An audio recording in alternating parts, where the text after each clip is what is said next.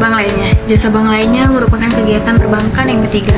Tujuan pemberian jasa-jasa bank ini adalah untuk mendukung dan memperlancar kegiatan menghimpun dana dan menyalurkan dana. Semakin lengkap jasa yang diberikan, maka semakin baik. Dalam artian, jika nasabah hendak melakukan suatu transaksi perbankan, cukup di satu bank saja. Demikian pula sebaliknya, jika jasa bank yang diberikan kurang lengkap, maka nasabah terpaksa untuk mencari bank yang lain yang menyediakan jasa yang mereka butuhkan. Lengkap atau tidaknya jasa bank yang diberikan sangat tergantung dari kemampuan bank tersebut, baik dari segi modular, perlengkapan fasilitas, sampai kepada personel yang mengoperasikannya.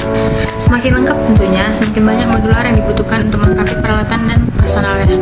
Di samping itu, kelengkapan jasa bank ini juga tergantung dari jenis bank, apakah bank umum atau bank predikat rakyat, atau dapat pula dilihat dari segi status bank tersebut, apakah bank devisa atau non-devisa. Jika berstatus bank devisa, maka jenis bank yang ditawarkan akan lebih lengkap dibandingkan dengan non-devisa. Kemudian, kelengkapan jasa bank dapat pula dilihat dari status banknya, apakah cabang penuh atau cabang pembantu atau kantor kas. Jenis-jenis jasa bank lainnya juga terdapat. Saran pertama, kiriman uang atau transfer, yaitu jasa pengiriman uang lewat bank, baik dalam kota, luar kota, atau luar negeri. Lama pengiriman tergantung dari sarana yang digunakan untuk mengirim.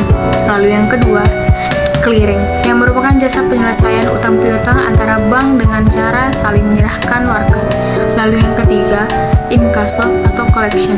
Inkasso merupakan jasa bank untuk menagih warkat yang berasal dari luar kota atau luar negeri. Lalu yang keempat, safe deposit box atau sering disebut SDB, merupakan jasa-jasa bank yang diberikan kepada para nasabahnya. Jasa ini dikenal juga dengan nama safe locket. SDB berbentuk kotak dengan ukuran tertentu dan disewakan kepada nasabah yang berkepentingan untuk menyimpan dokumen-dokumen atau benda-benda berharga miliknya.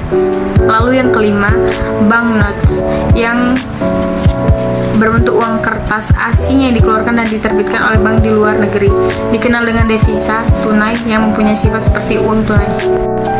Lalu yang keenam, travel check, dikenal dengan nama cek wisata atau cek perjalanan yang biasanya dikenal oleh mereka yang hendak berpergian atau sering dibawa oleh turis. Yang ketujuh, letter of credit atau LC, salah satu jasa bank yang diberikan kepada masyarakat untuk memperlancar arus barang, ekspor atau impor termasuk dalam negara, antara pulau. Yang ke-8, bank garansi dan referensi bank. Bank garansi yaitu jaminan pembayaran yang diberikan oleh bank, kemudian kepada suatu pihak, baik perorangan, perusahaan atau badan lembaga lainnya dalam bentuk surat jaminan. Yang ke-9, memberikan jasa-jasa di pasar modal. Lalu yang ke-10, menerima setoran. Jasa ini diutamakan untuk membantu nasabah dalam mengumpulkan setoran atau pembayaran lewat bank setoran atau pembayaran yang bisa diterima oleh bank antara lain pembayaran listrik, pembayaran telepon, pembayaran pajak, pembayaran uang kuliah, pembayaran rekening air atau setoran ONH dan lain-lainnya. Keuntungan jasa-jasa bank lainnya. Keuntungan pokok perbankan adalah dari selisih bunga simpanan dengan bunga kredit atau pinjaman. Keuntungan ini dikenal dengan istilah spread by shot. Namun di samping keuntungan dari kegiatan pokok tersebut, pihak perbankan juga dapat memperoleh keuntungan dari transaksi yang diberikannya dalam jasa-jasa bank lainnya. Keuntungan dari transaksi dalam jasa-jasa bank ini disebut juga fee by shot.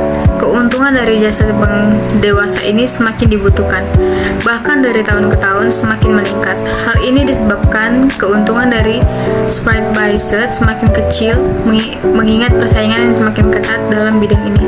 Oleh sebab itu, di samping mencari keuntungan utama tetap pada spread by shot dewasa ini, semakin banyak bank yang mencari keuntungan lewat jasa-jasa bank. Di sini juga ada kartu plastik atau bank card. Bank card merupakan kartu plastik yang dikeluarkan oleh bank yang diberikan kepada nasabahnya untuk dapat dipergunakan sebagai alat pembayaran di tempat tertentu seperti supermarket, pasar swalayan, hotel, restoran, tempat hiburan, dan tempat lainnya. Di samping itu, dengan kartu ini juga dapat diuangkan di berbagai tempat seperti di ATM. Baiklah, saya di sini akan menjawab soal diskusi dari bab 4. Yang pertama, apa pengertian jasa bank lainnya? Jasa bank lainnya adalah layanan di luar penerimaan simpanan dan pemberian pinjaman seperti pengiriman uang, penukaran mata uang, check deposit box, letter of credit, garansi bank, dan layanan elektronik seperti mobile banking dan internet banking. Yang kedua, keuntungan dari jasa bank yang disebut Fibers. Keuntungan Fibers bank terdapat dua keuntungan. Yang pertama material, yaitu pendapatan dari biaya administrasi, transfer, garansi bank, dan kartu kredit atau debit. Dan yang kedua, non-material, meningkatkan loyalitas nasabah, reputasi, serta penetrasi pasar melalui layanan inovatif. Lalu pertanyaan yang nomor 3, pihak-pihak yang terlihat dari bank card adalah issuer, penerbit kartu. Yang kedua, actor, bank atau lembaga keuangan yang bekerja sama dengan pedagang untuk menerima transaksi kartu dari pelanggan. Yang ketiga, cardholder, pemilik kartu. Yang kelima, merchant, menerima pembayaran kartu. Dan yang terakhir, network, penyedia jaringan transaksi yang contohnya Visa, Mastercard.